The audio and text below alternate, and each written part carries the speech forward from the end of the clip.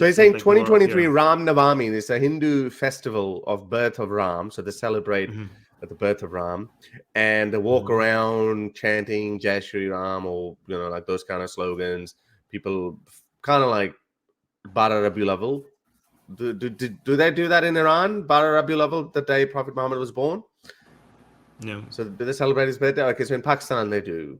They light up the streets and everything. They make these hills kind of like a mini Mecca. People light up. It's kind of like, it's very, very cute actually. But anyway, not so much anymore. But they used to, when I was growing up, yeah, every house was lit up. But I don't know why they stopped doing it. Or maybe actually, I don't know, they might still do it.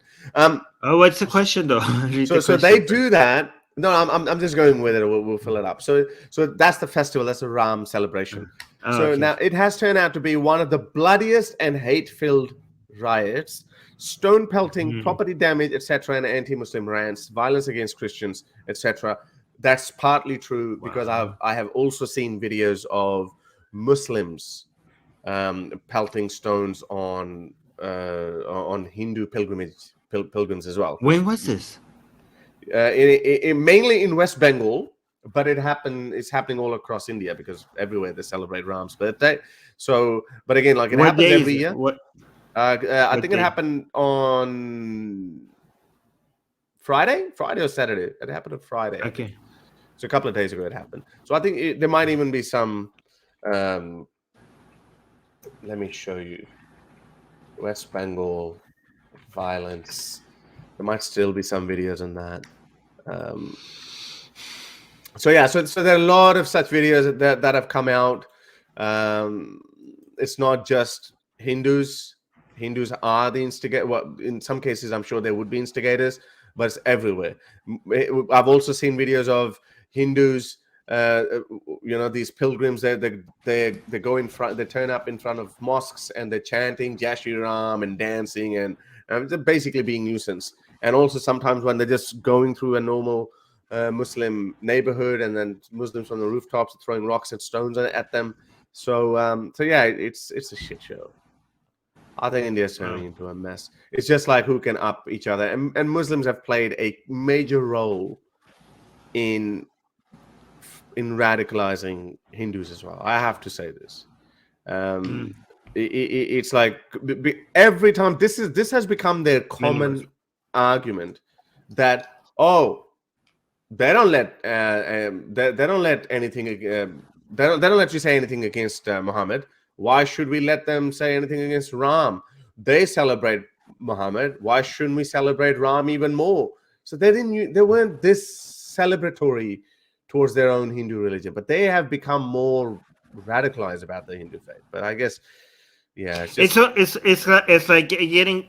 Imagine if Jewish people come out and say, "Well, they did genocide against us. Why can't we do genocide against other people?" So you would, because people do criminal things against you, that excuses you to not do criminal things. I guess exactly.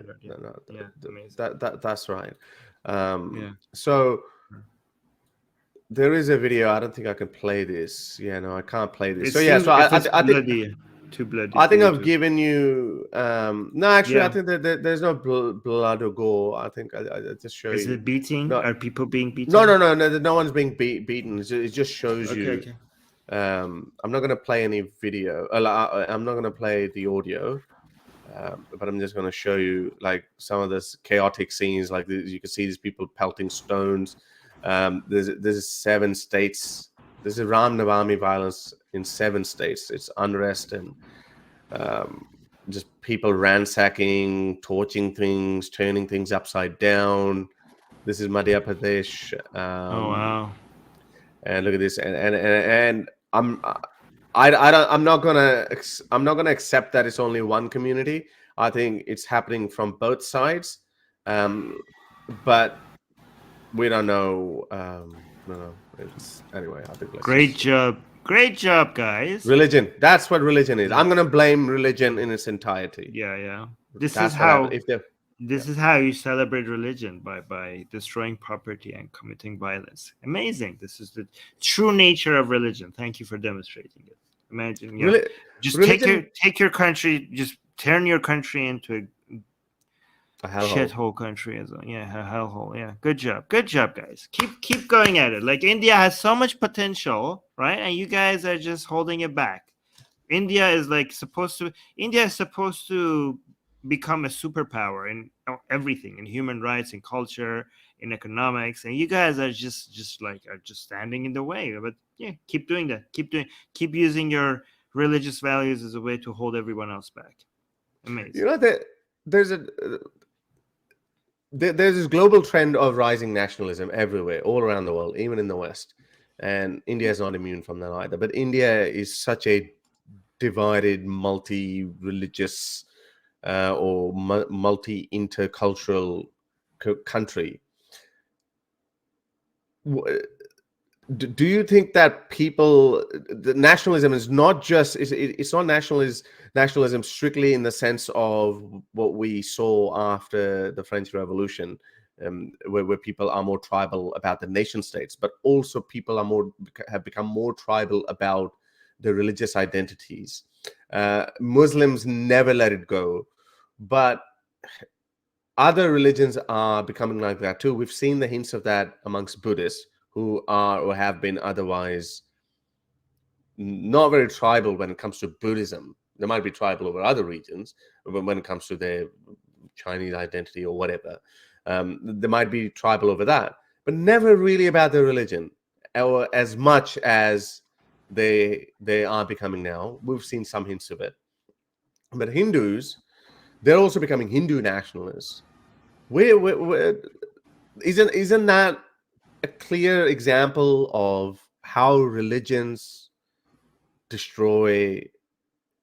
In this case, religion is actually in direct conflict with your national integrity, because if there was no religio nationalism, then Indian nationalism would not be threatened. Now Indian nationalism is threatened because they're not seeing themselves as we're all Indians. They're seeing themselves, I'm a Hindu, I'm a Muslim. That's dividing people even furthermore. So if you call yourself a nationalist, because nationalism, a lot of Indians take a lot of pride. Hey, I'm a nationalist, Deshbhakt. I'm a true nationalist. I love my India. That's what I keep telling them. If you love your India, you have to let go of your, this Hindu versus Muslim mentality. You have to. Otherwise, there's no India. Well, what are you doing? You're isolating 200 million people of your own country. That's like about 17-18% of your country. What are you going to do? How is your nationalist identity stay intact with that kind of sentiment? That was perfect, Harris. That was perfectly said. That was beautiful. You should cut that, put it on Twitter. Yeah, that was really nice. Oh, okay. That was we'll put a sad music behind it. Yeah. Get my best-selling book, Why There Is No God, for free. Click on the link for it in the description.